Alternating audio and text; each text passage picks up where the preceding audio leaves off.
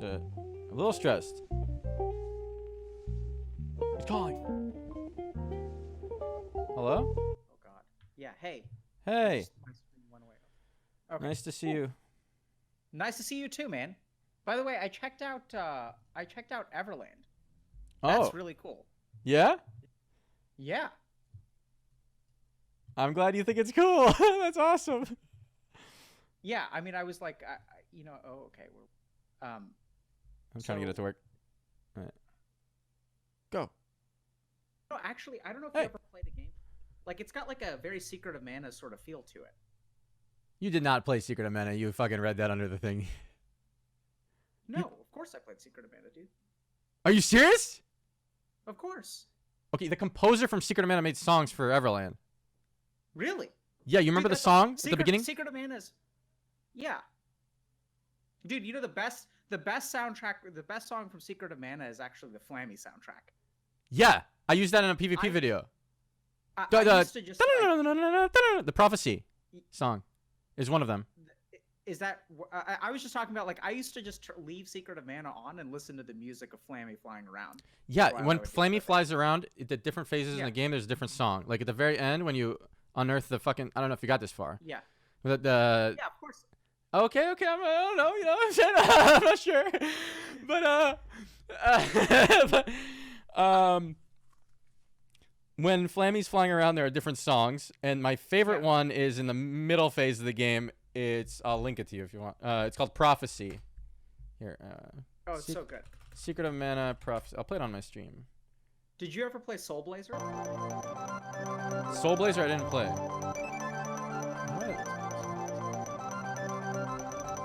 I mean, I guess you could just type it in YouTube. You already know what it is. Okay. Hold on. Turn him up. Okay. Turn him I up. just turned you down. I need to turn you up. Oh, still too loud? Let's go like this. You're maxed. That should be okay. Wait, hold on. Is there something else I could do? Maybe my volume mixer. Hold on. Still too loud. Okay. How about that? Turn myself up. You're really quiet. Okay. But wait, I just turned you up on my. Is that better? Yeah, and now chat's good. You can hear him. Okay, I turned myself up and I turned him down.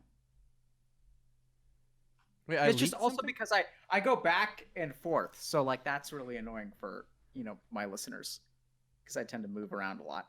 Something else. Okay, for me, so I'm trying to make eye contact with you, and a lot of times you're reading your chat. It's like on a different monitor, and I'll lose my immersion.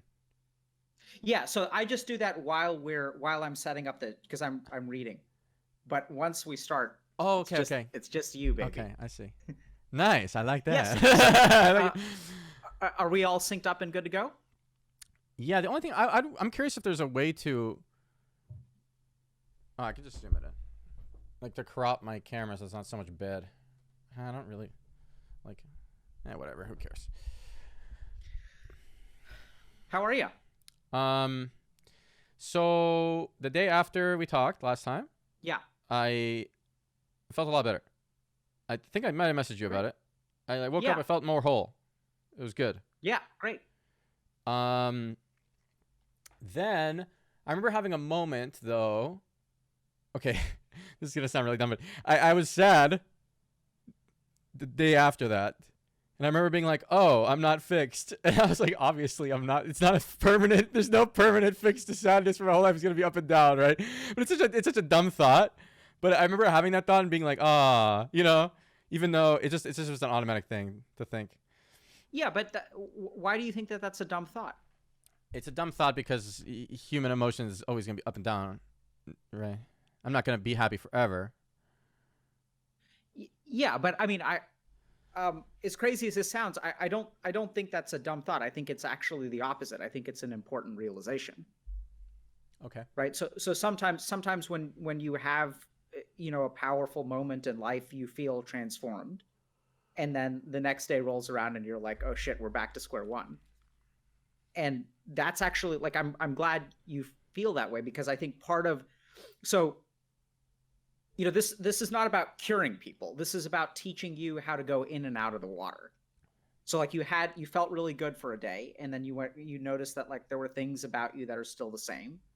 And so like the whole process of, I think, growth and healing is like having good days and then bad days and good days and then bad days. And each time you learn how to move from one to the other. And then over time you get better at like moving back and forth, and then you get to control whether your days are good or your days are bad.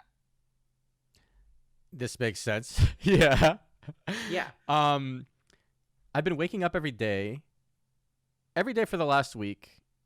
I've been waking up and I start out in I'd call it a sad state. I start out in a sad state, and I always have like this faint memory of some dream that was really annoying. Like I was in an airport and lost my luggage. Like these kind of so I think that kind of affects the feeling when you're waking up maybe a little bit. Then I'm waking up and I'm like, I mean, it's probably most people probably wake up a little sad because you have low energy a little, maybe. I don't know. Then Sure. as I'm getting through my day and starting to do some things I find fulfilling, like talk to Talbadar, who's my friend who works on Everland, then I'm feeling better. And then after we stop working for the day, then I go in a slump for a bit. And then I try to reach out to friends to hang out. And if they hang out with me, then I go back in a happy time. And then I get a little lonely, and then I go to bed. And that's my day. So it's like, Yeah. So yeah.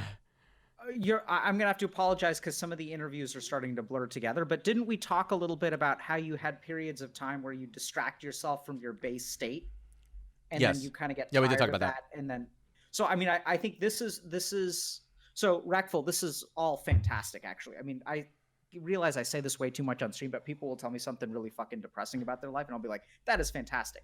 What I think is fantastic is that you're noticing the patterns of your life. Okay.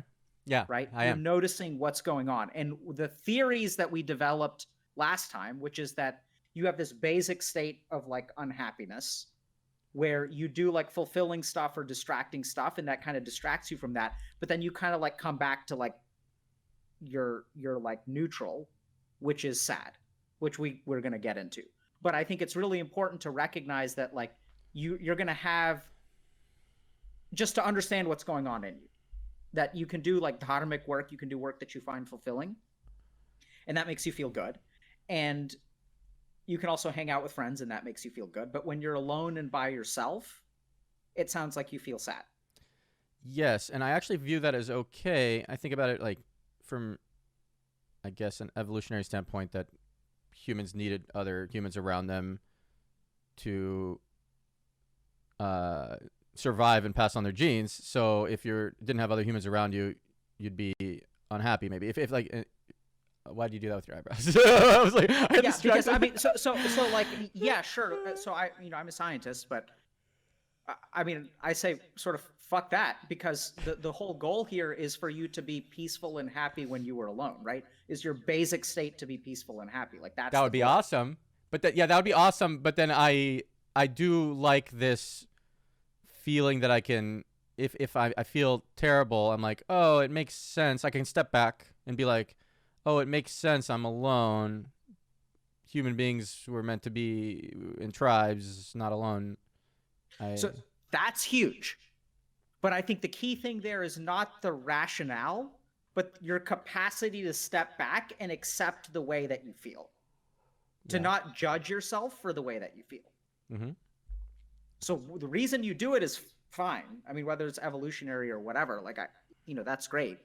But I think the important thing is that when you're feeling sad, this I think is a little bit different, is that I think you accept that you feel sad, and you kind of are okay with that in a sense. Yeah, I'm somewhat okay with it. Yeah. So tell me about that. Tell me what you mean by somewhat okay with it. I can imagine. Okay. Well, I definitely didn't. Oh man, when I was in high school or 20 or something, I didn't imagine that when I'm 30, I'll be a person who's alone this often. I didn't think that would happen. And I think that kind of thought in itself makes me a little more sad, and I should just take things day by day more. I think streaming. I have a lot of justifications for it. I mean, in my head, I'm like, okay, well, streaming as a job it's very isolating. You do talk to people on the internet, but you end up sitting in your room 10 hours a day, many years in a row, sometimes 7 days a week. I did before. And there's not gonna make you're not gonna make a lot of friends like that, you know. And then if you want to talk to other people who are streamers who are in the same field, usually people meet people at their career, but the other streamers are just as busy streaming all the time also. So then I can't really expect them to give me their time. You're gonna say something? Yeah, Reckful, I have a couple of just simple questions for you. What part of the world do you live in? In the U.S., I'm in Texas right now. I used to be in California. How much exposure to sunlight do you get? I get a lot. So I walk every day. I just actually took my stream for a walk like a week ago. But I walk outside for like 5 miles actually a day. So I'm walking around. Okay. So you get plenty. Because I mean, you could just be like vitamin D deficient. My dad always thought that too. Yeah. My dad, every time he visits me or I visit him, he just hands me this vitamin D pills from Costco. Yeah. No, I mean, if you're walking 5 miles a day, that's what, like an hour and a half of walking? Yeah. I just think I just brainstorm while doing it. Yeah. Yeah. What's your ethnicity? I'm Israeli. Okay. So people who have darker skin, so people who are Israeli or Middle Eastern or Indian or African American, we have our vitamin D apparatuses are not as efficient as people who are Caucasian. And that's just because we were bombarded by sunlight like all the time. Takes me longer to get vitamin D? Yes. Okay. So like, but it still shouldn't be a problem in Texas. But in the Northeast, for example, like I'm Indian, so I'm almost certainly vitamin D deficient because my vitamin D like apparatus is not as efficient as someone who's Scandinavian by origin. Yeah. But okay. So let me just kind of recap a little bit about what I heard. So it sounds like things are moving in a positive direction, that you're able to accept and understand that sometimes you still feel sad. You're also able to, this is really important, sort of see how your life has influenced, and the choices you make, the career that you've committed to, has created the situation that your life is in now, which is like somewhat lonely. Yeah. So what I'm hearing from you is that you say sad, but what I'm hearing is lonely. I equate I relate. Those two are very related to me. Okay. The feeling of loneliness, it makes me sad, right? Okay. Yeah, but I mean, a lot of things make someone sad. But what I'm hearing from you is like the meaning of sad or the origin of sad is really loneliness. Like when you wake up in the morning and you feel sad. No and yes, because I just remembered when you said that. I remembered I was at TwitchCon at a party and I tweeted, "I'm in a room full of people, but I've never felt so alone," something like that. And I guess I equate it to not relating to people near me, maybe. Yeah. So I think let's remember that being alone and being lonely are like two different things. Okay. Yeah. I know. So what's the difference? Well, you can feel lonely. You can feel lonely if, what I just said though, if you can feel lonely for not relating to people around you, right? Or you don't feel a close connection with them. Yeah. Even if you're around people. And when you wake up in the morning, like what do you mean by feeling sad? Can you help me or us understand that? Yeah, I want to try to word it better. So let's see. I'm trying to really put myself in the situation. Just woke up. I wake up and I'm like already nervous about something, or anxious is the word maybe. Sure. And I don't know what it is. And then I think that maybe it's the dreams, but I don't remember. Then I like to not look at my phone too quickly when I wake up because I realize that it already kind of puts me in a bad state of mind. So I just sit there and like breathe and think for a little bit. And then when I finally do look at my phone, I like go through some messages I might have gotten. I don't really get that many, but you know, and then I respond to some people, and then sometimes I'm walking myself through it, but I'm not really getting anything from it. Why I Okay. feel sad? Yeah. Um, I'm just curious about dreams. Do you have dreams that are kind of like negative? They're always Sort negative. of When I remember like them. bad things happen to you in your dreams? Yeah. Dreams of flying or falling? Falling. Yeah, falling, Okay. not flying. If I And like, remember them, it's some weird things like I was falling and then I woke up. Yeah. what about dreams of, I don't know how to say this, but not so, like persecution isn't the right word, but like dreams of like disappointing people or like being like, I don't know how to describe this, but like dreams of like showing up to class and forgetting that, like forgetting your homework at home. Those are my most common type. Okay. The showing up. There's always something I forgot. Somewhere I am. I don't have Yeah. something. I'm not. Yeah, yeah. The exact. Yeah. A lot of people have that one, huh? The showing up in class. That's the feeling. Well, I mean, maybe a lot of The people most do. recent one I just said I was at the airport and I like lost my bag or something. It's hard to remember exactly what it was. There's just something was lost while I was there, and I just kept. It was it was so long. I just kept looking for it forever, and I just could never find it. And it was I was just stuck in this loop for so long. Yeah. Yeah. Okay. So let's just put a pin on that for a second. So, um, and when you feel sad, like let's talk about going to bed then. When you go to bed, how do you feel?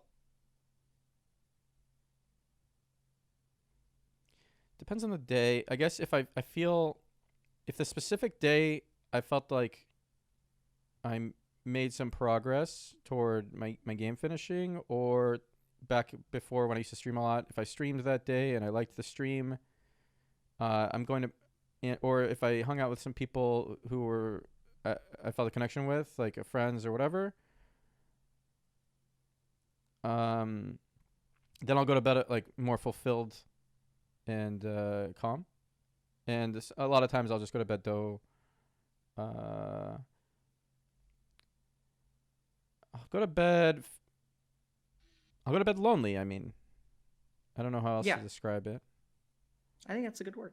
Yeah. So I think I'm going to try to offer something else. I think there's loneliness there, and I think there's also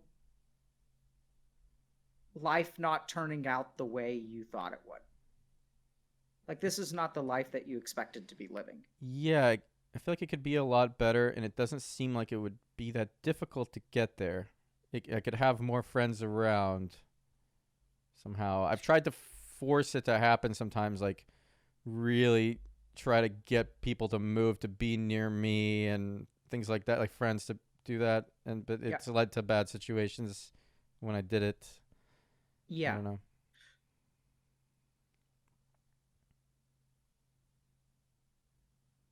Give me just a second, okay? Yeah, yeah.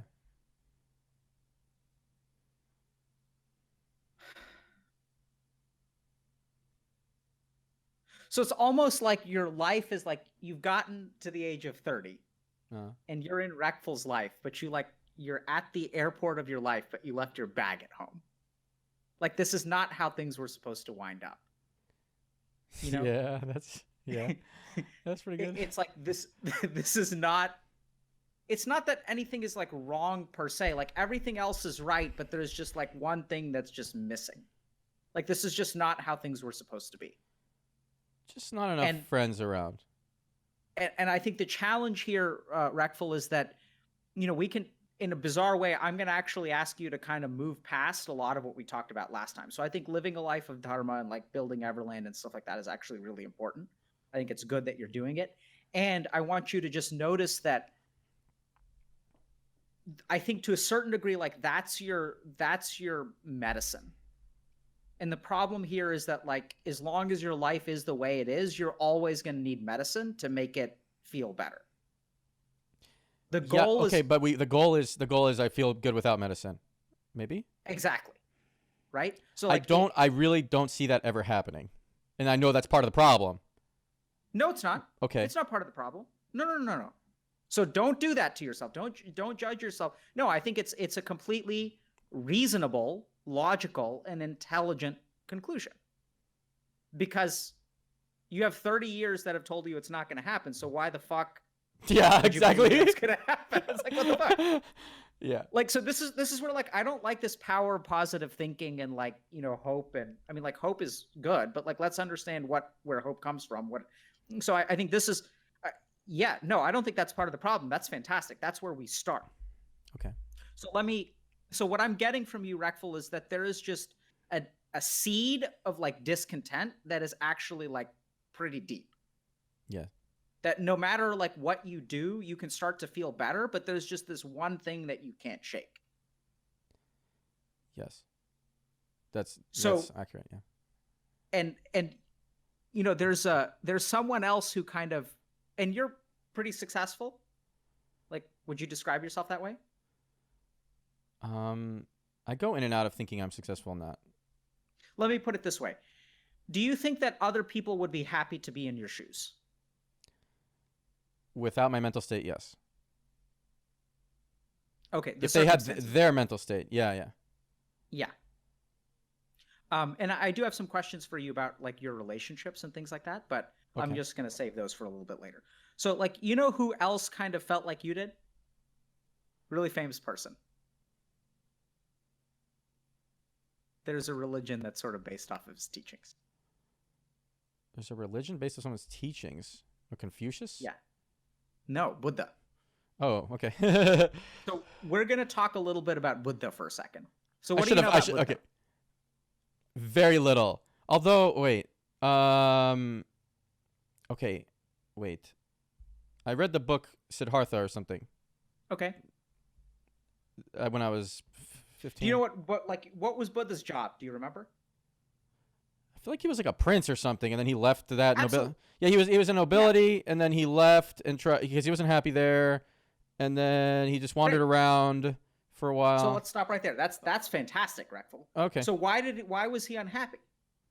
Do you remember? What do you think? Felt unfulfilled, I'd imagine. I mean, he's just sitting there. He was born into wealth. He didn't have to do anything. He wants to somehow feel like he's helping the world in some way, maybe, but he wasn't. Something like that, yeah. So I think so you're in a very, I think, you know, you kind of say you're in a hopeless position, but I think that you're in a difficult but wonderful position, which is that you're in the position that Gautam Buddha started off with, which is he woke up one day, and we all have this idea that a certain thing is going to give us happiness. Like, and this is easy if you're one of the have-nots, right? Like if I wake up and I'm poor and I'm broke and I have like credit card debt and I'm going to get evicted at the end of the month and no one loves me, then like it's easy to think if someone loves me, or like if the credit card debt goes away, or if I have stable housing or things like that, then I'll be happy. So then you always have a progression path. When you wake up, you know what you want. Progression path. Yeah. What was Buddha's progression path? When he was a nobility, he doesn't know what it is. So like Buddha's like he's nobility, he's a prince. He's respected, he's loved, he has power, he has wealth. He's married to a beautiful woman with others down the line should he want them. Yeah. And so one day he wakes up and he's unhappy. And he is way more fucked than the broke person. Why? Well, this is really funny you ask me, because I had one time I got clipped saying being poor seems fun, and it was really bad. People like it that were really mad at me, but there just wasn't context there, because I was saying there's a progression path for you when you have something to do. But then that's exactly what we're talking about. So yeah. So wait, repeat the question. Why is Buddha more screwed than the person who's broke? Because he doesn't know what to do to seek fulfillment. Exactly. Yeah. In fact, he has done everything to seek. Like all of the goals that people strive for that give them meaning and progression in life, Buddha is just fucked. because he's gotten all of those things, and it's like, well, now what? It's like, imagine playing a game that you beat and the game doesn't end. Yeah.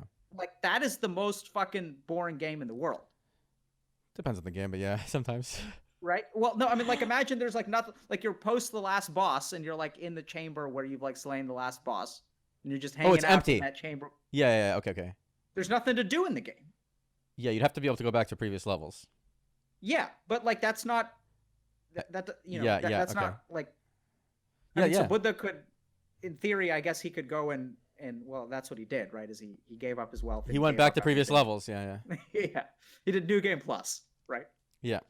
And so I think this is a subtle but important point, because I think that, and so there's a great text called Patanjali's Yoga Sutras, and so sutras are translated as like threads or lines. They're so like the old like Hindu and Buddhist texts are sutras, so they're not like texts. They're like poems, or they're like hundreds of lines long. So they're each like kind of like an equation. So there's not like any filler explanation. There's no, it's like all like E equals mc squared, y equals mx plus b. Like it's just a bunch of equations. And the idea, and the reason is because they were passed down through oral tradition, they had to be memorized. So like if you can memorize 50 equations, like you can understand algebra and you can teach algebra and things like that. Does that make sense?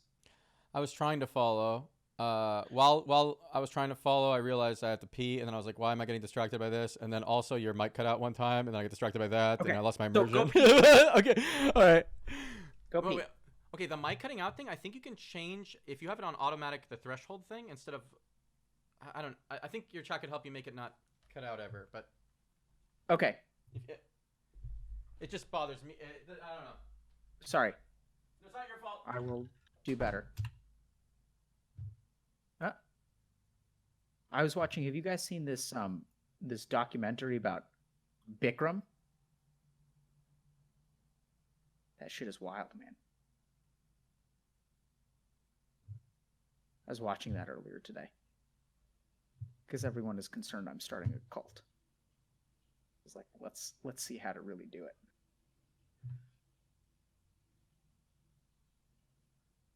Bikram Yoga. Yeah, there's a good documentary on Netflix.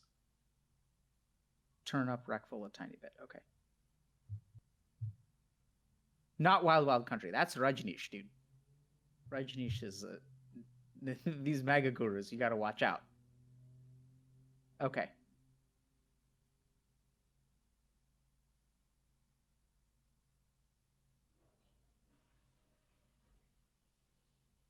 Let me just think for a second.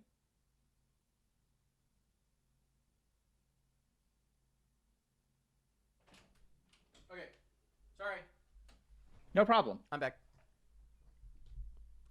Sorry about the breaking immersion and thing. I don't know. I have like a. Okay, I'll sort out the mic. It's probably because I just moved back and forth. I think that's the biggest problem. But just kind of going back to sutras. So like, sutras are they're like lines. So they're very short. And there's a weird thing in Patanjali's Yoga Sutras, which is that the first word of his sutras is now. And it's kind of a weird thing. Like if you have just like a list of like math equations, like the word now doesn't belong there. Does that make sense? Like, have you ever read a book that starts with the word now? I don't remember what word most books start with, but I guess it's not now that often. But there's no there's a lot of textbook words. that's like, now we're going to talk about algebra. Like that's something that you say if you're making a transition, but like no written thing starts with the word now. Okay, this reminds me of The Power of Now. Yeah, well, that's Eckhart Tolle, right? Yeah. But so the interesting thing about, and so a lot of times people were wondering, like for Patanjali, whose his sutras are like really, really dense. So for example, one of his sutras, or one of the lines of his sutras is great. It says that yoga is something that's yoga chitta vritta nirodha, which means yoga is the practice of cessation of fluctuations of the mind. It's a practice of cessation of fluctuations of the mind? Yes, that's the point of yoga, is to stop the fluctuations of the mind. So it's like really like dense, kind of like meaningful sort of things. And so it's weird that he starts with the word now, because, and people were like, why on earth is he saying now? Like, isn't it obvious when you pick up a book that you're reading the book? To make it more present. You think about the present moment, maybe? So on the contrary, so like what people sort of hypothesized is that actually he says that yoga starts with desperation. That like now, so his first line is now the science of yoga. And Reckful, I think now you are ready for it because you have reached a point where like nothing else is giving you happiness. And that is when the path of yoga begins. It starts out of desperation. It starts with Buddha. Buddha, like what most of us think of as the end game is like beating the game, is where Buddha started. What do you mean by And the path Buddha's of journey, yoga? I guess you're gonna tell I'll me. explain that. Yeah. Okay. But like Buddha's path for enlightenment began at the end of most people's games. Mm-hmm. Right? He achieved everything or was given everything that most people strive for. And so like the search for spirituality starts like actually when your material desires are fulfilled and you wake up one day and you're unhappy. So then you're like, oh fuck, now what? Like I'm just fucked. I don't think that this is ever going to get better. That's the conclusion you come to because all of the things that you think are going to make it better are things that maybe on some level you already have. Right. So I think like the other thing here is like I'm curious about your relationships because that's not something that I know anything about, but I wonder about your sense of Need some better loneliness. relationships. Yeah. But generally speaking, I think this is actually a great place to start because you're sort of desperate because nothing is going to fix your problem. And that's when you really go looking. I've been desperate for a long time. Yes. And Buddha was too. And then Buddha decided, I don't think you need to do this, but Buddha decided that he was like, I'm gonna give this up and go look for an answer because I've heard out there that there are ways people who supposedly claim that they can lead to like peace and contentment, and I'm gonna go look for that. Yeah. And all this for me, I didn't do it to the same extent. Sorry to interrupt. I didn't do it to the same extent, but I've just like stopped streaming, go travel, do things that people say makes them happy, things like right. Yeah. And so you've explored just like Buddha did. And now you need to start the path of yoga, which is like sadhana. Sadhana means like dedicated spiritual practice. So this is like learning how to, and you know, we can talk about how you can do that. But like, so the path that I follow is something called Raja Yoga. And Raja Yoga is the king's path or the eightfold path. And it believes that the way to get to enlightenment is like a stepwise sequential thing. You level up, basically. It starts with personal observances and societal observances, goes to yoga postures, breathing techniques, sensory deprivation or sensory withdrawal techniques, which is techniques that allow you to withdraw the attention from your senses and redirect it inward. So generally speaking, our attention like is engaged in the senses all the time. So to redirect that inward, to focus, to meditate, and then to gain a state of temporary enlightenment. When you said breathing, I realized the way I breathe, anytime I find myself and start manually breathing, I feel instantly happier. Yes. I think the way I breathe, my automatic breathing, can I train my automatic breathing to be in a better way? Or is it too late? Yes.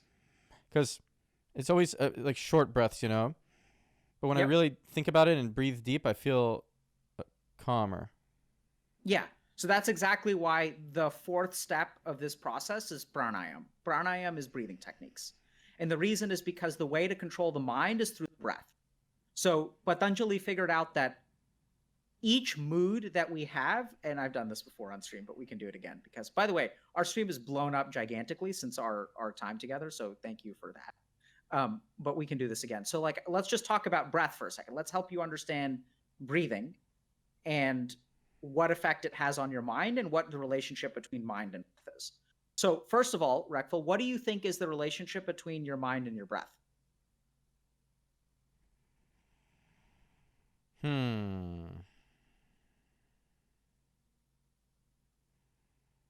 Well, I guess the breaths are the food of the mind, right?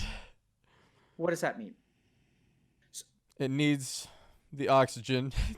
Well, it needs the air. So I'm going to offer a couple of very difficult ground rules. No philosophy, no theory, no science. Just experience. Okay, experience. So okay, that's better. I like that better. Okay, so let me think. Great. What is the relationship between your breath and your mind? Well, like I was saying, if I am, my automatic breathing always feels a little hurried, and if I take a moment and breathe deeper, then I feel calm. So I guess my state of mind depends on how I'm breathing to some extent. Um, I wouldn't say that the outside influences don't matter at all, because some people would go to that extent, but for me that isn't true. Sure. But So breath definitely, influences mind. yes, it does influence it for sure. Does mind influence breath? Yes, I think so. Okay. So are there certain patterns of, so let me ask you this. I'm just going to breathe and I want you to tell me what I'm feeling. Seem nervous, or I guess people call it anxious, or you're scared maybe even. Okay. Now this one.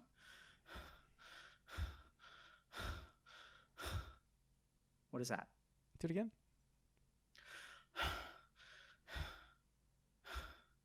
I think that's just tired. Just you worked out or something. That's not Okay. it? It's not what I was going for, but that's Okay. that's okay. That's fine. So, let's do this one. You're chilling. That's what you are. Right? So let's just think about this for a second. Okay, let me try to see if I can do another. Okay, I'm going to do a couple of different ones.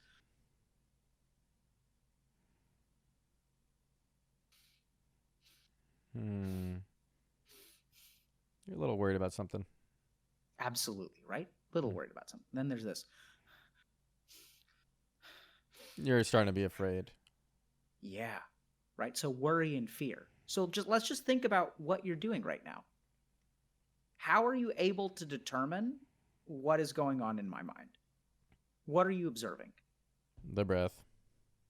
Well, maybe a little bit of facial expression too, but it's the breath, You right? can do it with the eyes closed too, so I think it's the breath. Yeah, actually, you were doing it better with eyes closed. Yeah. Like there was a time, I don't know if you noticed, but where you closed your eyes and then you listened, and that's when you could tell, right? So it's kind of weird. And then, so the first thing to understand is that like there are patterns of breath that are associated with certain moods. So now the question is it a two-way street? If I adopt a pattern of breath that is anxious or fearful, will I become anxious or fearful? I think you will become a little more anxious and fearful, yes. Absolutely, right? So now let's think about that. What does that mean for the moods that you experience, Reckful? Well, it means I can start a pattern of breathing that will make me more calm, and maybe I could achieve the serenity I want. Absolutely. Yeah. That your I mood do is try this purely- already. Yeah, so this all started because you discovered this on your own. Yeah. You said, oh shit, sometimes like when I'm feeling bad, I notice that my breaths are shallow. And if I change the way that I breathe, I feel better instantly. Mm-hmm. And as a whole, humanity understands this. Because what do we tell people who are freaking out? Take a deep breath. Absolutely. Right? And like, why the fuck does that, like, why do we say that? Is that just like societal, or is there some physiology? It's a knowledge we learned over thousands of years. We keep passing down. Absolutely. Yeah. It's not rocket science, right? Yeah. It's just like, hey man, like slow the fuck down, take a few deep breaths, tell me what's going on, right? That's what we tell people. Mm-hmm. And the mind-blowing thing is that this shit works, that it actually works. I agree. And so if you can control your breath, which is what the practice of pranayama is, then you can control your mind. So there are a couple of things that we're going to tunnel down a little bit further, okay? So what are the different qualities of breath? So like how do I like the different patterns of breathing that I was giving you? What are the different things how are those things different? How are those patterns of breath different? Like what are the qualities of them? Like what are the stats or attributes of different breathing patterns? Their speed, their depth. Speed, excellent. Perfect. That's it. Got it. Speed and depth. Beautiful. Okay. So let's just think about this. If I am breathing rapidly and shallowly, what emotion do you think that is? Worried. Absolutely. Right? So if I'm breathing shallowly and slow, what emotion do you think that is? Shallowly and slow. Shallowly and that's a rare one, isn't it? Wait, shallow and slow. Pay attention to yourself. I'm trying. Because I think you breathe that way a lot. I think you breathe that way in the morning and at night. Oh man, really? Okay, wait. Well, I know my feeling, but that's not everyone else's feeling. My feeling is like So who cares about everyone else's feeling? okay, so my feeling that I'm having when I'm breathing this way is I need to be ready at any moment. I need to be ready at any moment to answer someone with something they'd like if they Can we ask just me. call it being at the airport without your bag? Not sure. Okay. What's that, anxiety? Maybe it's anxiety, but what I'm feeling, okay, like a lot of times I'm hanging out with people and I put this pressure on myself to be the person who keeps the conversation going. So I'm having these kind of breaths that I'm kind of ready to fill the shallow, empty space. Okay. So I think there's something, I don't know if you want to turn to chat at some point. We can also I recruit have an chat open. to help us out. Yeah. Or we can keep talking. What do you think we should do? Chat's interesting. Let's see what they're saying. Okay. So chat, what do you guys think that shallow and slow is? Which is weird because generally we think about shallow and like if we're breathing slowly, we associate that with long. A lot of people said sad or anxiety. But I feel like I breathe like that all the time. I feel like it's my breath. Yeah, so I think that's on the sadness spectrum, and that anxiety is more like rapid and shallow, right? When I think about someone who's anxious, oh man, and then just like kind of slow breaths that are more shallow, I think of as more of sad. Someone was spamming insecurity, which is not false. Not false. It's not false. So there, I mean, I'm simplifying the breath, but there are all kinds of breath which we can dig into. There's a whole branch of yoga called Svara Yoga, which is all about the different mechanisms of breath. And they even get so not only like which nostril is more open than the other, because that correlates with mood. Like right now, everyone thinks that both of their nostrils are open all the time, but one of your nostrils is open at a time, usually. And like which one of your nostrils is more open? Can you tell? The right one. Okay. So we'll check. And if you want to switch it, you let me know. I'll show you how to switch it. So there are more. So we're gonna People want to know right now, how do you switch it? You can't leave them hanging like that. I mean, it's gonna interrupt the flow of the stream though because it takes some time. But it takes some time. Okay, then let's keep going. Yeah, I mean, we can do it if y'all want to. How long will it take? This will be our formal meditation at the end of our talk today. Okay. Someone in chat said left gang. Later. Okay, they're saying later. Okay, we'll do it later. Okay. So then let's go through a couple of other emotions. So what is rapid and deep breaths? What emotion is that?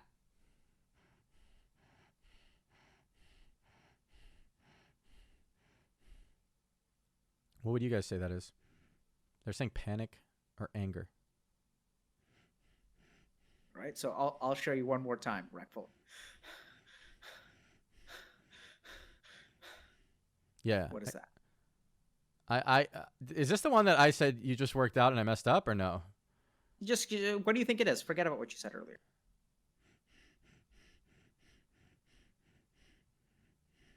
You just got past something hard. I mean, that's what I would, but that's just me specifically. Yeah. So I think this is important. So I'm talking like I have answers. But it's important to remember that everyone's perspective is going to be different. And so you guys should explore this for yourself. So in my mind, that's anger. So what I do when I create that pattern of breathing is I think about... Oh, I don't hang out with a lot of angry people, I don't think. That's okay. Yeah. So the other thing is some people in my chat said sex. And I think sex is a spectrum. So if you breathe deeply and a little bit more slowly than anger, then I think it's... That's how you get to sex. It's just a little. All I have to do is breathe a little deeper than anger. How come you guys are all virgins in the chat? Lust. So this is lust, right? So okay. Oh, I see. It's working. It's working a little bit. Yeah. Because it's like. Oh yeah. So that's arousal. So arousal is also kind of an emotional state. So we can look at other things, right? And then there's calmness, which is sort of like, then there's chilled out, and then there's like calm, which are two different things. Like there's so many gradations of the state of our mind. So chill is kind of like, we're going to we're gonna smoke weed and we're gonna chill out and we're gonna like, like just that's like that's like chilled out. And then there's like true like sort of peaceful kind of like meditative breathing, right? And if you do this, you're gonna have like a respiratory 4 per minute. There's one time in my life, I remember I was in Amsterdam and I had just done a very big mushroom dose, but it was after it ended. And I was sitting in a Chinese restaurant with a cup of tea. And it was the most peaceful I ever felt. I've never experienced this feeling again. I want to be there. Yes. So that's what needs to change, right? So I think that like we can talk about Dharma, all talk about getting, we can talk about like treatment of depression and sadness, but I think at the end of the day, Reckful, what needs to change for you to truly be not lonely anymore, it needs to like, you need to cultivate that part of yourself. You need to give yourself that experience time and time and time again.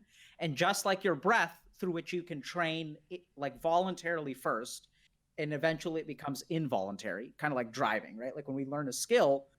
I really want it to be involuntary. I would love that. But Yes. how much training do you think, I mean, I want to do it no matter what, but how much time will it take for my breath to involuntarily be deeper and slower? So science says somewhere around 8 weeks. That's I'd it. say somewhere around a year. A year, okay. Yeah. Okay, Like I'll do talk it. about what I'm talking about is not even science. That's beyond science. But science, all of the clinical trials that look at meditation for treatment of depression and anxiety and things like that show a clinically significant, not all, but if you look at like, if you average all of the effect sizes and average all of the duration of trials, there are 12-week trials, there are 4-week trials, there are 6-week trials, there are 8-week trials. Basically, like my conclusion is that if you average all that shit together, the average person needs 8 weeks of dedicated meditative practice to create a clinically significant improvement in depression or anxiety. So my answer to you is going to be 8 weeks. But I think that that's for depression or anxiety. I think to get to what we're talking about, which is looking at your cup of tea, is going to take way. You may have moments, but you want to be able to like have that sense of peace within you. And I think that's really what is missing. So I think like you don't, there's something like missing in you, like something fundamental. And this, I don't think is necessarily like, go ahead. I wasn't going to say anything. What are you feeling? Like you hit me. Yeah. That's it. Okay. So just notice yourself. Notice your breathing. Mm-hmm. So as you change the breath, the mind changes. Yeah. You don't have to change the mind. You decide whether you want to feel what you're feeling and let the breath be natural, or you want to control the breathing.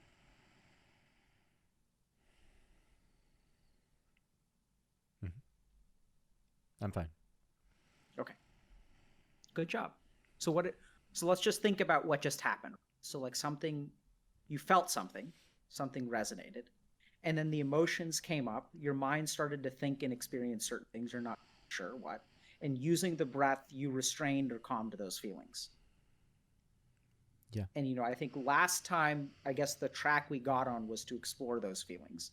This time, I want to teach you something else. So it's not necessarily about exploring those feelings right now, unless you want to. But I think... No, I want to believe that there's that whatever in me that's missing, that I can fill it. But this is the other really important thing to understand. That thing that is missing within you is also a calling. I think I have the calling though now. I feel like I have for career feeling. I feel like I have it what I want. Yes. So a calling is about more than a career. Right? So this is something within you that is not allowing you to be content. This is something within you that is pushing you to explore and learn and grow. Because this is it's not satisfied. So that's the same thing that Buddha had. Like he just like felt like something was missing. And and you say like nothing is ever going to change that because for 30 years nothing has ever been able to change it. I just want to wake up and be around a lot of friends and have a lot of people laughing and about random things, and Yep. maybe sit on a couch and take turns playing some games casually, things like that. Okay. And then I want to. That's the thing I always feel like is missing that I want. But Yes. the things with the career, I always felt like that was missing. But now that I'm working on my game, I feel like that part, I do what I want. I'm doing what I Okay. always wanted to do. Maybe I'm not there yet, and like my game will come out, and then when I'm actually seeing people play it and I'm patching it, and taking their feedback and things like that and making it better, then maybe it'll feel it's more in the state of where I want to be. Okay. So Reckful, I think we've got one of two choices. So one is that my hypothesis is you should strive to create a life filled with people who enjoy your company and who you feel relaxed and like fulfilled by. And I suspect once you get that, one day you're going to wake up and you're going to be like, oh shit, this feeling isn't gone. Yeah, that's scary. Because at least right now I have a goal. Right now I have a goal that I want some friends around. If I have a bunch of friends around and then I still feel empty inside, I don't know what I would do. Yeah. So let's talk about friends for a second. So tell me a little bit about tell me a little bit about your situation. Like, it seems like you're really hungering for relationships and companionship. Okay. Well, the first thing that came to mind is just being in school. I don't know why. For some reason, when I was in school, no one liked me. Now people like me on the internet, but I didn't have any friends. It's very isolating. Going to school every day, having no friends. You see everyone else having friends for years. You don't have any.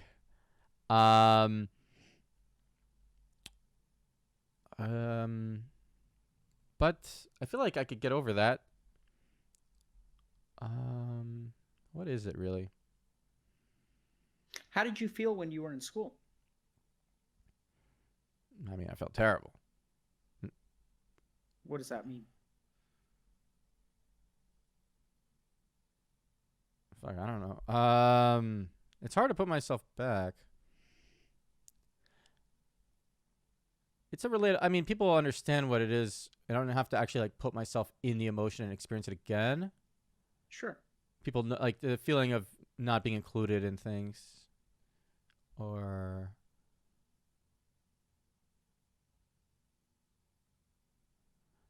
I don't really know how to describe it exactly. Yeah. I think not being included is a great way to start. Because what I'm hearing from you is inclusion is what you're looking for, right? Like what with this picture that you painted of like people just being around. Yeah. They're like, yo, Reckful, you want to grab some food? You're like, yeah, man. Like, you want to play some Smash Brothers? Like, Yeah, like man. Okay, so right before we did our talk, I went live on Instagram. I texted like 5 people and no one wanted to get food that day. And I went live on Instagram and asked if anyone wanted to get food with me. And then I met up with a viewer to get dinner. Like, that's how much I'm seeking, like, someone to talk to, you know? Yeah. Yeah. We talked about some scars last time. A lot of the terminology, Okay. the harm, I remember that one. Yeah. But a lot of the terminology I don't remember. So I think I'm just thinking about timing.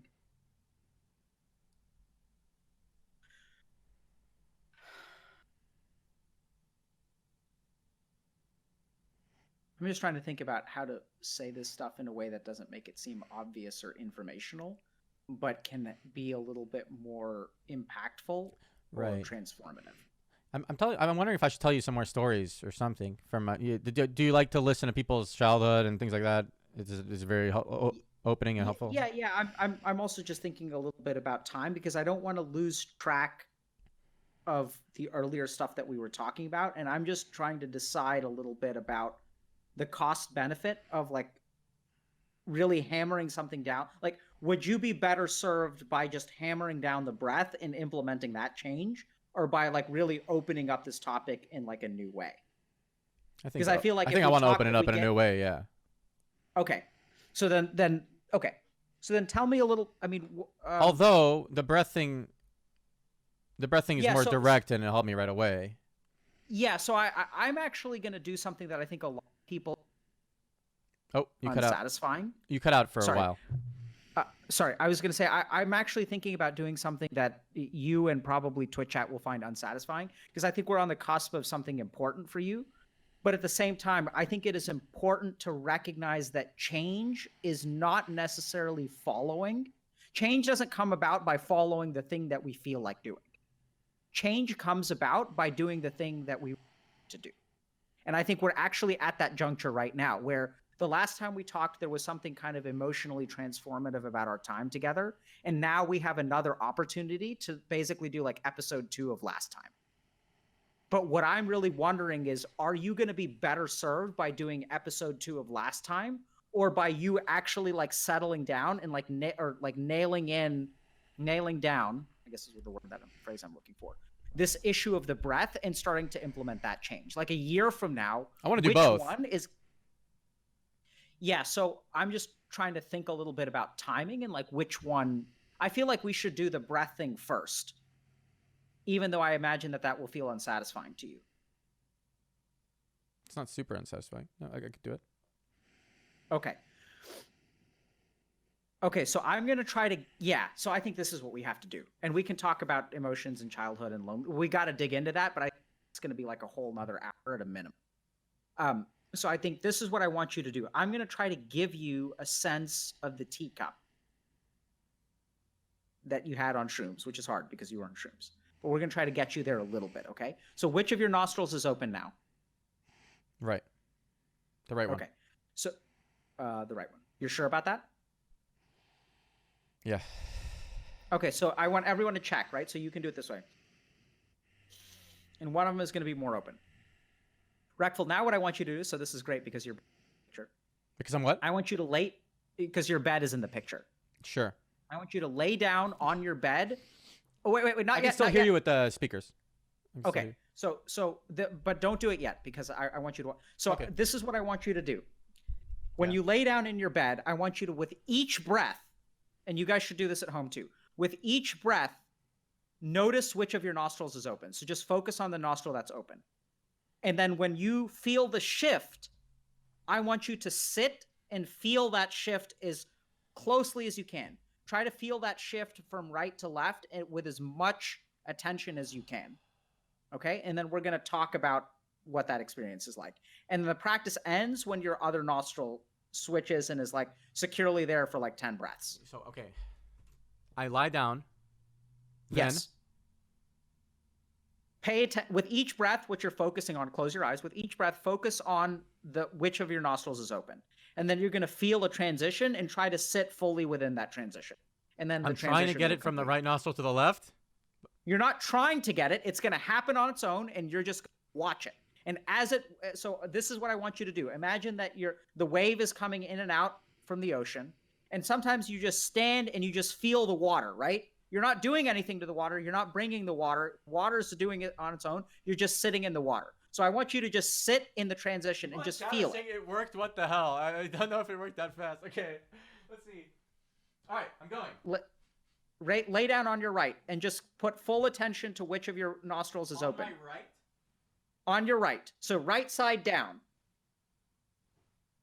I don't know what. See it flipped or what? Okay. So put your arm put your right arm under you. Put my right arm. Right arm under, This is like my this. right arm. Yeah, under your body. Here? Yeah. So just lay down on your right side. I don't put my arm under me when I lie down. I know you don't. I know you don't. Okay. I know you don't. But do it this time. And try to be, don't curl. No curling. Just lay down. Yeah, so just scoot down a little bit. So I'm a plank. this is fucking weird. I know. Fold the pillow in half and tuck it under your head. Yes, perfect. Close your eyes. And watch. You guys do it too. Lay down on whichever side the nostril is open.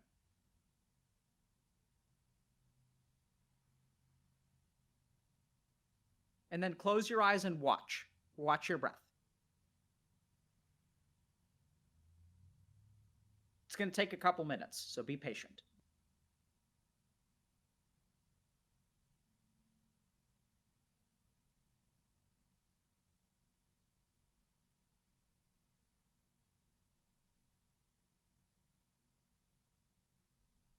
Both of them rarely are going to be fully open. So check with your nose. You may notice a subtle difference between the two if you think they're both open.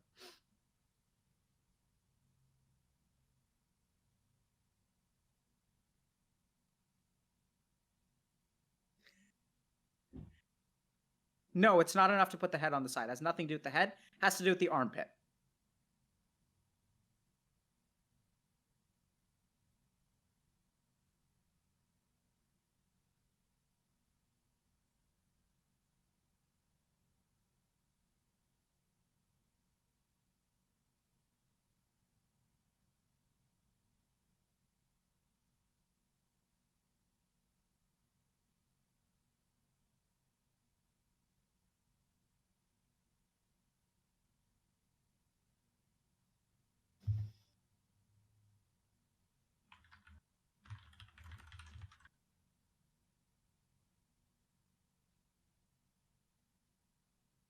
I'm trying to respect being quiet for Reckful, but we can answer all these questions. You can do it. Okay. So some people are saying that's insane. Okay, so both of your nostrils really shouldn't be equally open at the time. That's the perception that people have. But if you check with your finger, you'll notice that one of them is more clogged. So if it changes, I want you guys to sit in that transition and just notice that transition as it happens.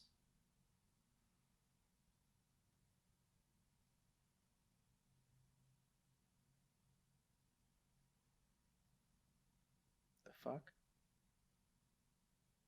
Someone just gifted a bunch of subs. What the hell? Thank you.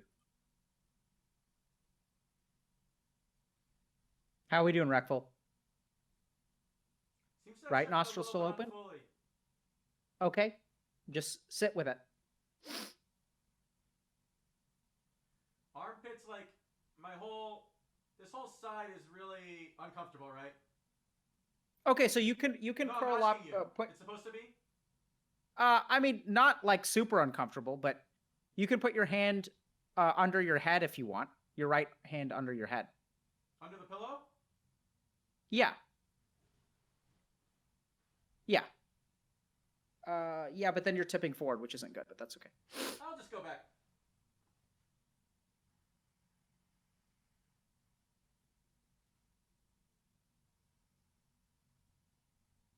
Oh, it's shifted. Did you miss it?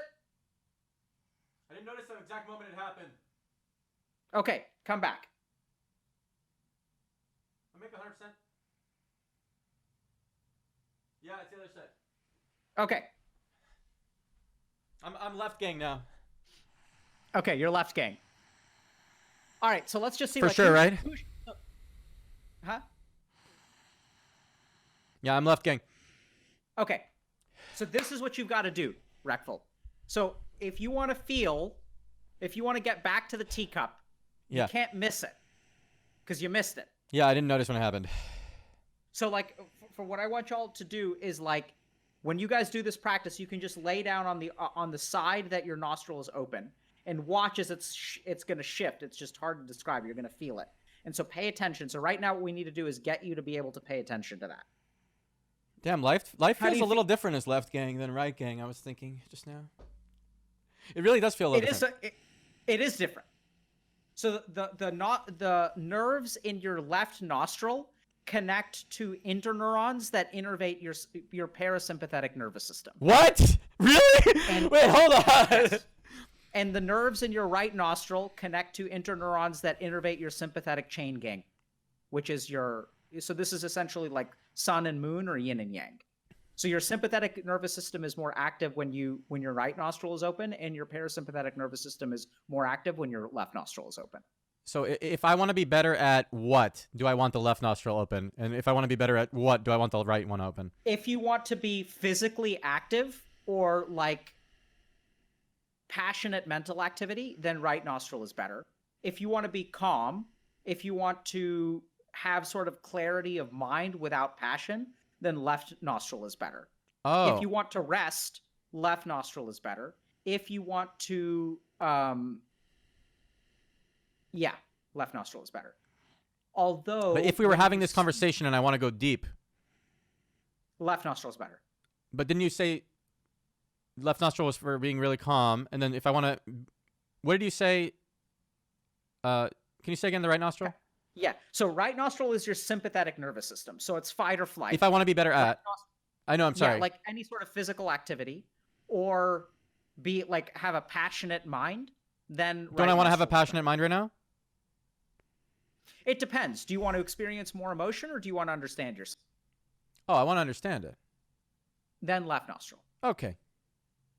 So this is what, and I encourage you guys to explore this, right? So in my experience, and according to the Yoga Shastras, left nostril is going to make you feel a little bit more chill, and right nostril is going to make you feel a little bit more active. And the other tip I'll give you guys, just one real, after you eat a meal, you should lay down on your left side for about 5 to 10 minutes and just see how you feel afterward. After a meal, we want to be laid down on the left side so we get the right nostril activated? Yes. Okay. So, yeah, this is some crazy shit. So there's some science behind it, but the science behind it is not. Is not what? So is not very good. So I think what the best thing that I recommend about this stuff, because this. Fuck, your mic keeps cutting out. Your mic keeps cutting out. Sorry, I don't know. Maybe if you just talk louder. I don't know. So I'll try to find you guys references for what science supports with this stuff, but this is not, this specificity of breath in meditation has not really been like scientifically studied. Like this is, have there been trials and they didn't pan out? Not to this degree of specificity. Okay. Right? So remember that, like, your inkling is that if there were trials with a couple hundred people, it would be true, but there haven't been. Yeah, because no one is like, it's just way too specific, and there isn't a foundation. Generally speaking, let's remember how like research works. We research something very generally, and then we start researching things like the next study is going to be a little bit more specific, is going to be a little bit more specific, a bit more specific. So right now, there are just general studies being done on mindfulness or meditation in general. There are very few studies that look at different kinds of meditation or explore like physiologic effects of like different techniques. Very few. We're just sort of starting that. We're still trying to figure out whether this stuff has any merit or not, right? Can meditation help with arthritis? Can meditation help with depression? There are some preliminary studies that suggest different kinds of meditation have different effects on your brainwave patterns. So that's the resolution that we're at. Are two kinds of meditation even different? And is there any evidence of that? And the answer to that is yes. There are convincing studies of that. That I can link you. But we have no one has explored this degree of specificity in research because we're just not there yet. Right? It's sort of like we have to remember that, let's say penicillin was discovered, I think, sometime between the 20s and 50s. And so that was like our understanding of microorganisms and antibiotics is like 100 years old. And so over 100 years, we've had a lot of time to study, and now we know a lot about different kinds of microorganisms and antibiotics. We've been studying meditation for like 20 to 30 years. And so I have an anecdote. So for me, if I had started doing magic mushrooms 5 years ago for depression, people would have called me a lot crazier than they would now that it's getting FDA approved as a breakthrough therapy, right? But it would have helped me just as much 5 years ago. We didn't know. Yeah, so you have to remember that science. So like this is the difference Or because 2 years ago, even not even 5. I mean, there's been knowledge or exploration of meditation for like the better part of 5,000 years, and they learned a lot. And science is like, by comparison, science started studying this shit like 30 years ago. So there's what the yogis understood about meditation, which I do. I mean, not to say that everything that they say is right, but I think they're brilliant, because a lot of the work that I do is based on their stuff, and I think. Wait, like, you should say your credentials a bit, because people in the chat might not know. They do tune in at random times, in and out. You know. Oh, sure. So, by the way, someone gifted like 100 subs, so thank you to that person. So I gotta pee. So Mike, But do your thing. go pee. I'll do my Andy thing. So intro Andy. So my name is Alok Kanojia. I'm a psychiatrist. I studied meditation and yoga for in Eastern medicine, Ayurveda specifically, mostly a little bit of Chinese medicine, for about 7 years. Originally with the goal of becoming a monk, and then ended up doing neuroscience research for a couple of years, and then went to medical school and trained to become a psychiatrist. And now I do integrative or holistic psychiatry, like incorporating complementary alternative medicine, meditation, yoga, and things like that into treatment for depression, anxiety, PTSD, stuff like that. And then I trained and am faculty at Harvard Medical School. Yeah, I'm a Harvard Andy. So I did neuroscience research there, trained to become a psychiatrist there, and I'm on faculty there. So where did I learn meditation? So I learned meditation from dozens of people. So I traveled to India every year for about 7 years and spent about 4 months a year in India, and studied with different teachers, different ashrams, different lineages, learned a lot of different kinds of meditation techniques from a lot of different people. And then now I sort of use different kinds of techniques to help different kinds of people. But a lot of this like fundamental stuff about how to understand the breath, like, and this is the thing, like, I don't think you can find, speaking of science, I don't know if there's actually a study that tells us what the pattern of breathing for different emotions is. I've never seen a study like that. Maybe that's out there, but like, that's the kind of simple formative stuff that sometimes science like misses, right? But we can sort of test that ourselves, and it's kind of like common sense. So I think science is really fantastic, and you should make evidence-based decisions when you're doing treatment. But I also think that, as I've learned time and again as a clinician, it doesn't matter what science says if it doesn't work for the patient. So even if, the overwhelming evidence suggests that a good treatment for depression is an SSRI or antidepressant like Prozac, if it doesn't work for you, it doesn't fucking work for you. So what science says kind of doesn't matter. Right, so you like a lot of what I advocate for is individual. I heard exploration. you say Prozac. Yeah. When my brother killed himself, he had just started taking Prozac a month before. Yeah. How old was he? 21. So I don't know if people are aware of this, but there's a black box warning placed by the FDA that soon after taking SSRIs, it actually increases the risk of suicidality, which is completely bizarre. Some people hypothesize that when you're super depressed, you don't feel like doing anything. So even though you're suicidal, your lack of motivation prevents you from killing yourself. And I mean, no one really knows this, but when I asked my professors, like, why is it that SSRIs actually increase the risk of suicidality? Like, what the fuck is up with that? One person told me, well, I think actually, as crazy as this sounds, what happens is it fixes motivation problems before it fixes suicidality. So there's a brief window of time where people still feel suicidal, but the Prozac is giving them like enough pep in their step to actually go and try to hurt themselves. So it's kind of like a really bizarre sort of instance. But this is like, there's literally a black box warning, which means when you get a medication, there's like a black box on it from the FDA that says that taking this medication increases suicidality. That warning wasn't there though when he started taking it. I don't think it was there yet. Yeah. So the warning happened because a lot of people like your brother themselves. And the warning really applies to adolescents and teenagers, but I think it also fits for young adults. It seems to not have that effect nearly as much in older people, or it seems to be absent. So we're not sure why that happens. Yeah, so if they had known back then that mushrooms were good for depression and instead of Prozac, then he might have been alive. I shouldn't think that way, you know. Yeah. What do you? What is that thought? What are you thinking? What are you feeling? Can't blame anybody. They're trying. I mean, I guess they're trying to discover what's good for depression, right? That's not what you're doing.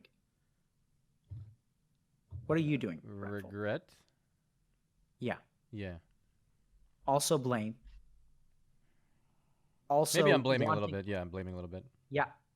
Also, at its core, you want things to be different. You want things to not be this way. Yeah. That's the crux of it. Is that you're not ready to accept the way things are. Yeah.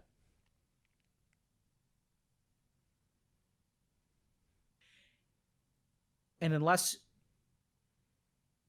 what are you going to hold? So when you don't accept what happened to your brother and you don't accept your own depression, what does that mean for you? Like, what does that mean for your life? What does that lack of acceptance feel like? What does the lack of acceptance feel like? Unfulfilled? I don't know. I don't know what answer you're like there's something fucking missing. Yeah, that's unfulfilled, right? Yeah. And so when you wake up in the morning and you feel like something is unfulfilled, when you feel like something is missing, like that's where that shit comes from. And as long as you hold on to that, I'm not saying that you should, it's easy to let go, ready to let go yet, because you are. That sense, that fundamental I've thought that sense, I've let go of it like 100 fucking times in my life, you know? It just comes up sometimes. Yeah, so that's because you haven't let go, because you don't want to ready to let go. You're not ready because like you still blame things for what happened. You blame science and you blame yourself and you've learned to forgive him, but there's still a part of you that is just not, it shouldn't be this way. It shouldn't have been this way. This shouldn't have happened. It shouldn't have happened to him, and it shouldn't have happened to you. Yeah. I was just thinking something interesting. When I was a kid, when my brother died, my grandma, my dad, she was really old already. She was like 85, 86. Mm-hmm. No, 87. She was 87. And my dad didn't want to tell her that he died. So she would ask, "Where's Guy? How come he hasn't visited in a while?" We just say, "Oh, he's really busy he was getting his pilot wings for a while, but then he got his pilot wings a little before." And we never told her, and I was in on it to never tell her, and I was a kid. She died never knowing that he died. She was like in the hospital, and she had like fallen in the shower and broken a hip, and she was in the hospital, and she was wondering where he was, but it was better not to tell her that he was not around. We never told her, yeah. Why do you bring that up now? It just came to my mind. Yeah, why? I'm not sure. What is that story about? Some closure feeling, I guess. Yeah. By closure feeling, that story is about the impossibility of acceptance. That story is about like not knowing. That story is about a version of reality that you, in a bizarre way, for. In a bizarre way, I'm looking for a version of reality that your grandmother had. Like a version of reality. I think my parents are looking for it a little more. I'm sure. Yeah. Yeah. Have you ever talked? I mean, I'm sure you guys have talked, but have you talked to your parents about your brother passing away? Yeah, of course, yeah. Or like, what do those conversations go like? They don't go well. They don't go. Yeah. And what does that mean? I don't want to talk. They're probably listening right now. Okay, sure. Yeah, so I mean, I think, speaking of community and loneliness, it's better if I talk to them. It's better if I talk to them directly, right? I think. Yeah, sure. So I mean, I think the challenge here is that we're talking about you let, but like I don't think it's just you that needs to let go. Right? You told me about how your relationship. You cut out. Oh, big Fuck, one. man. Yeah. So I was just saying, I don't think this is just about you letting go. Yeah. This is about like you, because it's going to be very hard to let go when other people are holding on in some way, and you guys are connected. I think my dad told me about a year ago that he finally feels okay. Is what he said. But I remember when I was really young, I overheard him talking to his friend. I don't know, I was like 12. That he told his friend that he wanted to kill himself. It was weird to hear my dad say that. Yeah. Reckful, do you have a therapist?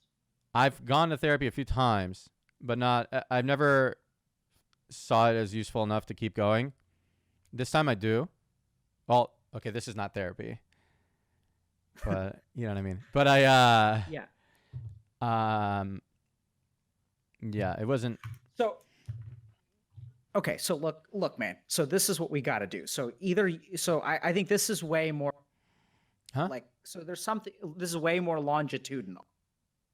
Right? So I think we have to we got to figure something out. So either you need to talk to someone about this because you understand things that you didn't understand before, or like I can't do one-offs. Like we can do one-offs about meditation and random shit, but if you really want to get into this, we got to do it like in sequence. Like we got to do it sequentially. Like I'm fine with that. Yeah, if you want to do it. We got to like get started. Yeah, so let me just think about that. It doesn't have to be online. But you know, if you want to do it online, that's fine. But then I think we have to do it consistently. How consistently? We have to, like once a week? I mean, I would say probably every week for like 4 to 8 weeks. That's not that long. I mean, it's not that long, but it's. I'm willing to do that if you are. Okay. So, yeah. Yeah. I mean, I'm willing to do it because I mean, I think you just have to think about whether you. Huh? Yeah, you cut out again. You cut out again. You gotta just. My thing is transmitting though. I don't know. I think it's Discord, right? Wait, so Discord sucks? Discord. Sorry, Discord. I don't know. Like I don't think I'm. Yeah, it's Discord. My people are because I'm sitting here fucking pulling out my hair because I'm thinking that if I like move back, it might be Discord's fault. Yeah. I think it's Discord. But it might be. That time it might be your input sensitivity. You tried changing it on. Oh, well, I mean, I think in the mic should be settings. the same as anyway. Okay. So going back to what we're talking about. So I think let me just think about it. Let's figure out how to do this. You just sleep on it, and then you let me know like tomorrow or like whenever you want to let me know, and then we can start. We got to talk about it for like 4 to 6 weeks. This is what we talked about. Sorry, they're all spamming the boomer remote. They're like, input what? Mic sensitivity. No, my input is fine. It's the VST host input. It's my virtual mixer. That's I mean I pretend. But the sensitivity, the bar. Do you have it set in a certain place? You can move the bar. I'm sorry to call you out, but I just want to make sure. No. Wait, is there a bar on Discord, by the way, chat? There is, right? Every app I've used has some threshold bar. Do they have it here? Yeah. So like my voice talk threshold, I think this is fine, right, chat? Try talk really quietly. Turn off automatic. There we go. Boomered. Okay, let's see if this is better. Drag that bar all the way to the left. Wait. Hold on. I'm enjoying this, by the way. This is fun. Just watching you do it.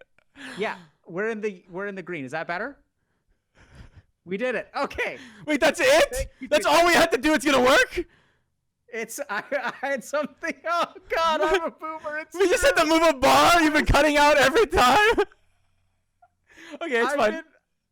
We'll see if it doesn't cut out.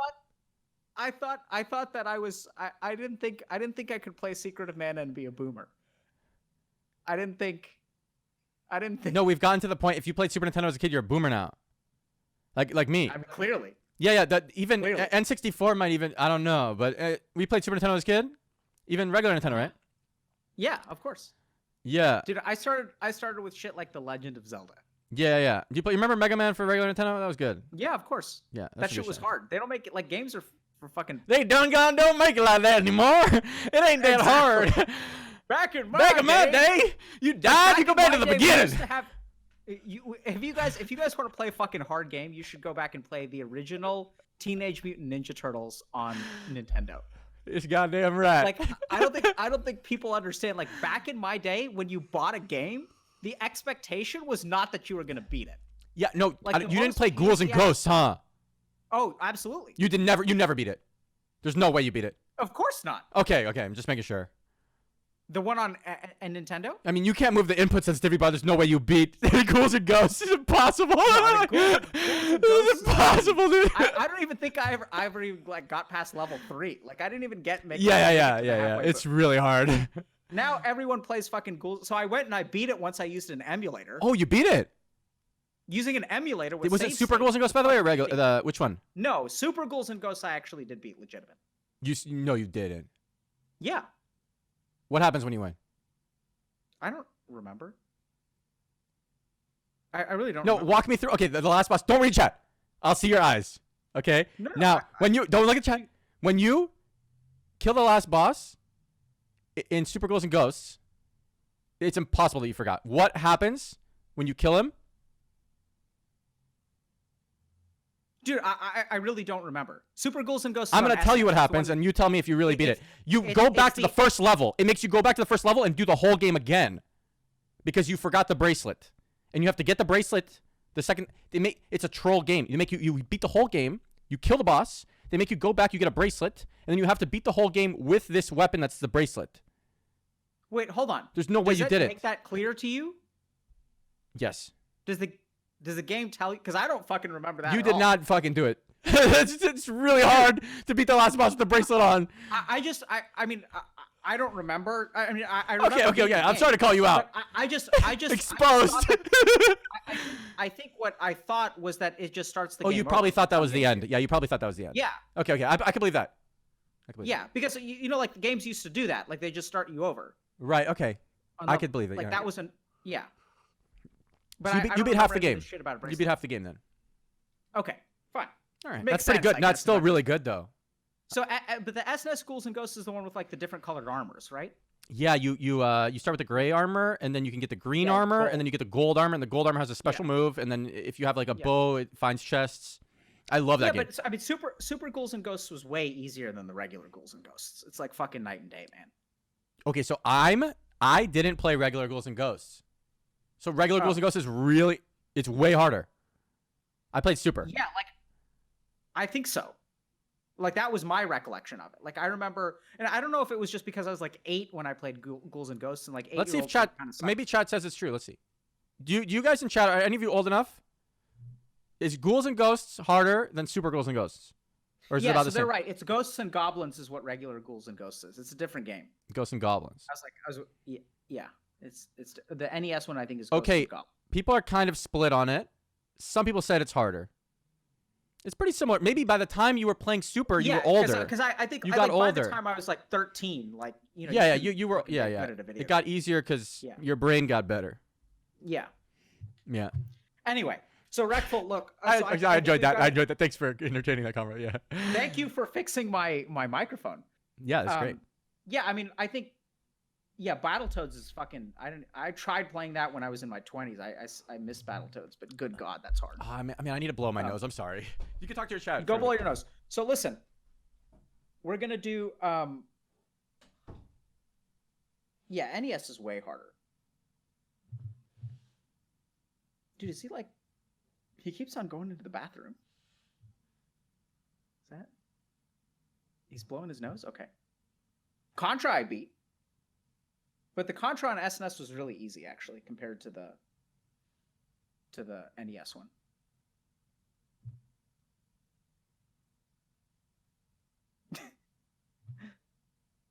He does pee a lot. Okay. I'm just a little bit concerned. Like, maybe he has a UTI.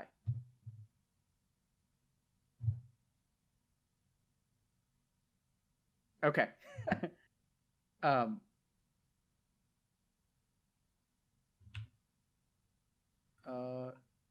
Add a gift message. Thanks for the bazillion subs, my bro. You keep us going.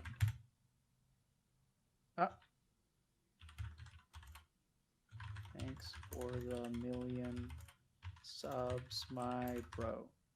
You keep us going. See? There we go. I didn't even know how to @ someone properly. That's a... He said he's blowing his nose, right?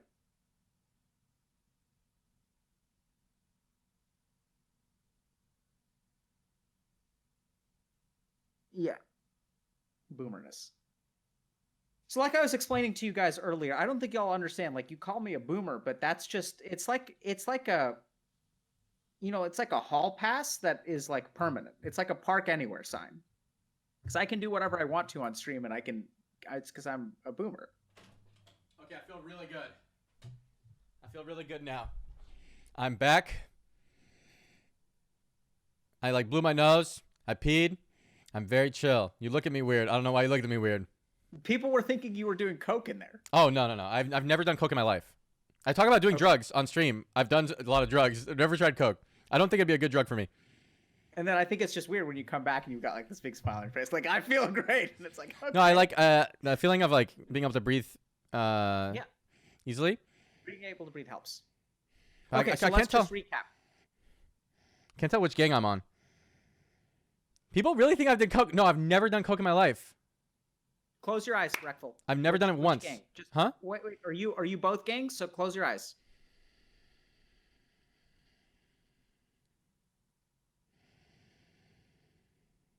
I don't know. It feels really nice to breathe though. Which gang am I?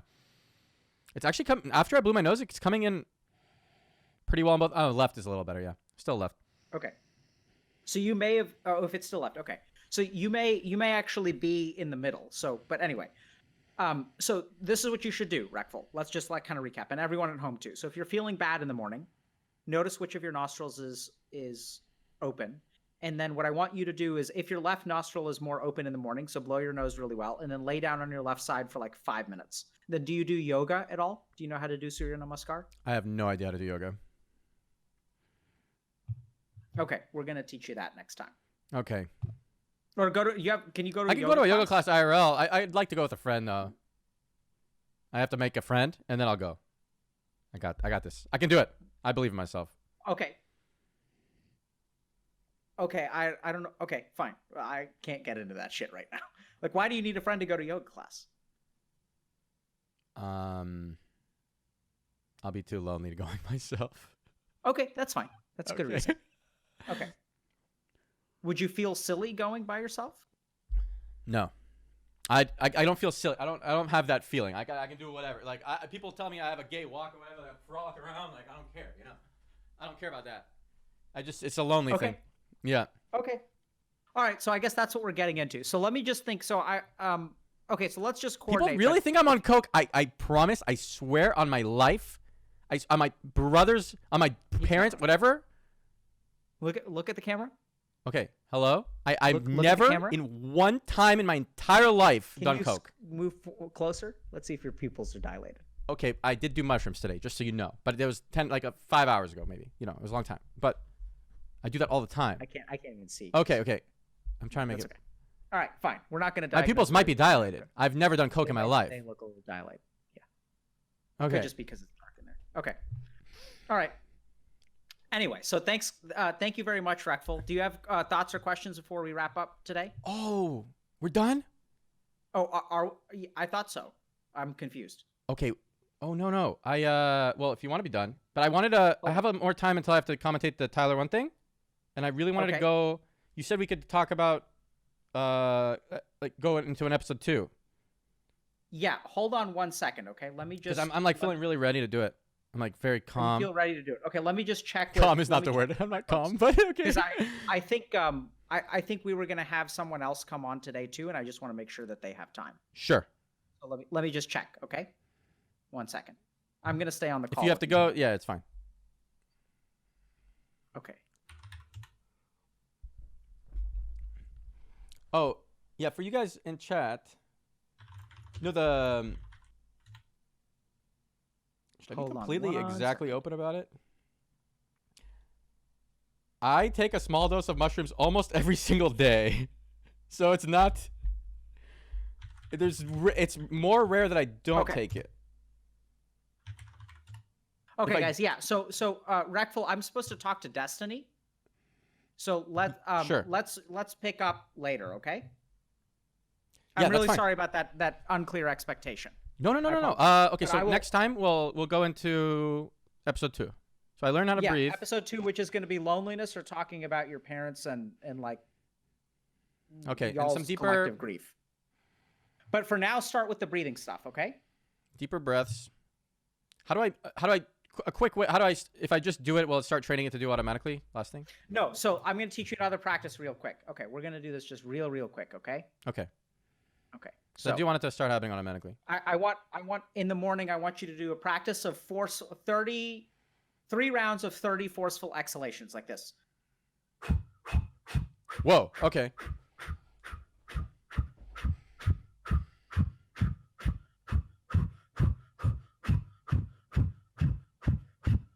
Are you tapping your foot? No. What does that sound? I don't know. Just me exhaling. Really? So breathe out with your like contract your stomach. Okay. Right. So kind of like this.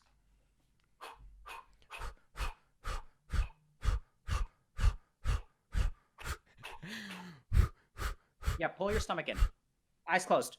Okay. Is it pulled in? With each exhalation, contract the stomach, like a bellows.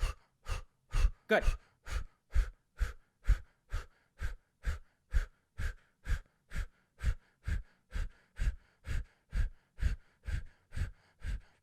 Feel a little short on breath. I feel like That's fine. Stop. Good. Now close your eyes. Feel. Close your eyes and feel.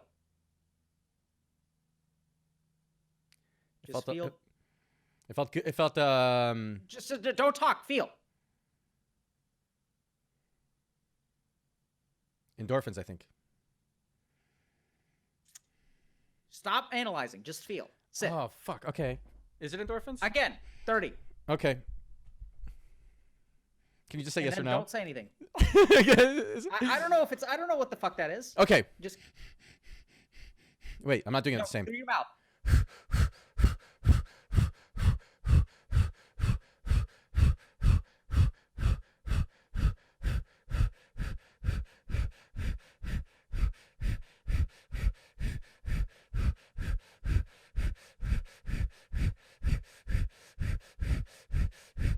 And stop. Yeah, man, ride that shit. Just feel. Feel how amazing that breath feels.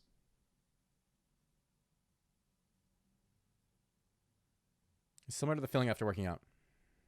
I don't know why I keep analyzing. I'm sorry. It feels really good. I'm feeling it. Good. Okay. So stop analyzing. Do 3 rounds of that. So 30 breaths 3 times. Don't overdo it. And sit with the middle. Okay. Okay? I've never done cocaine. I promise. Just forget about cocaine. Never. Okay. Just forget about cocaine. Okay. Okay.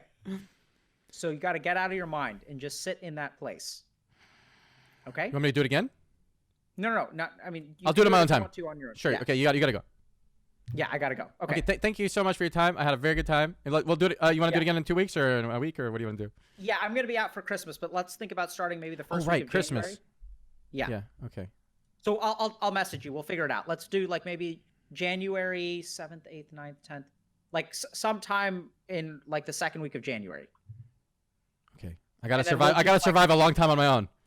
I got this. I could do it. Yeah, I mean you can I can talk to you in between that. Yeah, I got it. I'll make it. You can just message me, dude. Okay. Just message me. Okay. All right. Strong work. All right. See ya. Thanks. Okay.